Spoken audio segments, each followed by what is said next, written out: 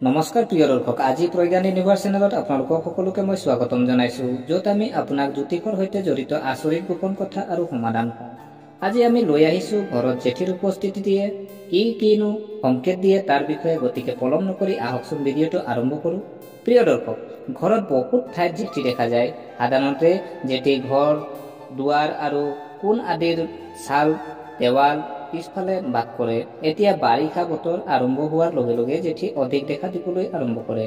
কিন্তু বহু লোকে জেঠী দেখিলে ভয়ো কৰে। যেতিয়া জেঠী শৰীৰত পৰে মানুহৰ ভয় আৰু ভীতি হয়।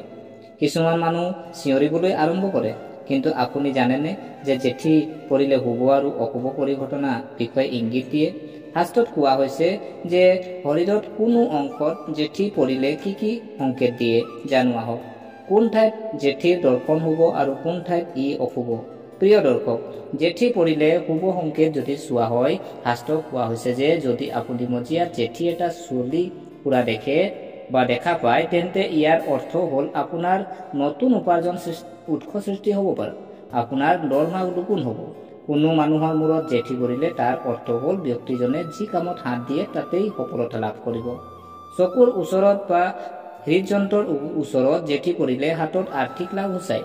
এনে পৰিস্থিতিত আপুনি হঠাতে কৰবাৰ পৰা টকা পাব পাৰে। কেতিয়াবা দেখা যায় যে হঠাৎ জেঠী আমাৰ কান্ধত পৰে। কান্ধত জেঠী পৰা বিজয়ৰ এটা ভাল লক্ষণ হয়। ঘৰত থকা মন্দিৰ জেঠী থকাটো লক্ষ্মীৰ আগমন চিন বুলি গণ্য কৰা হয়। কোৱা হয় যে ইয়াৰ অৰ্থ অতি সোনকালে আপোনাৰ বাবে কুবেৰৰ ধনৰ ভঁৰাল মুকলি হ'ব। শাস্ত্ৰত কোৱা হৈছে যে দীপাৱলীৰ নিশা ঘৰত জেঠী দেখাটো অতি শুভ লক্ষণ।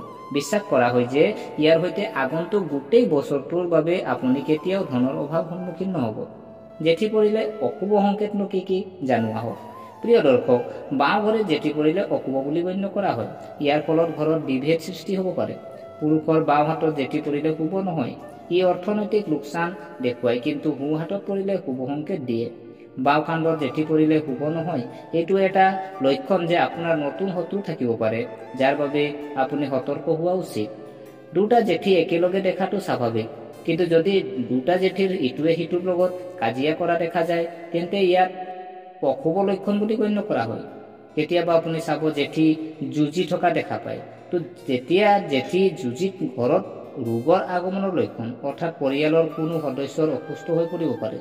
কেতিয়াবা চাব জেঠী বাৰে বাৰে মাটিত পৰি থাকে। জেঠী বাৰে বাৰে মাটিত পৰিলে ভাল বুলি গণ্য কৰা নহয়। যদিও জেঠীয়ে মাটিত খোজকাঢ়িলে ভাল, কিন্তু জেঠীক হাৰাশাস্তি নকৰিব। জেঠী মাৰি পেলোৱাৰ দৰে ভুল কেতিয়াও নকৰিব।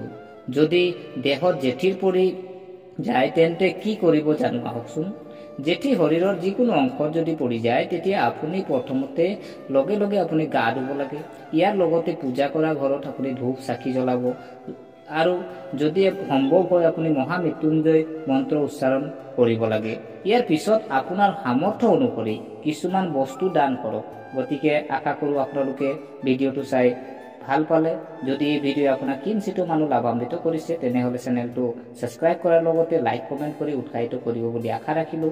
পুনৰ লগ পোৱাৰ প্ৰতিশ্ৰুতিৰে আজিলৈ বিদায় মাগিলোঁ। ধন্যবাদ।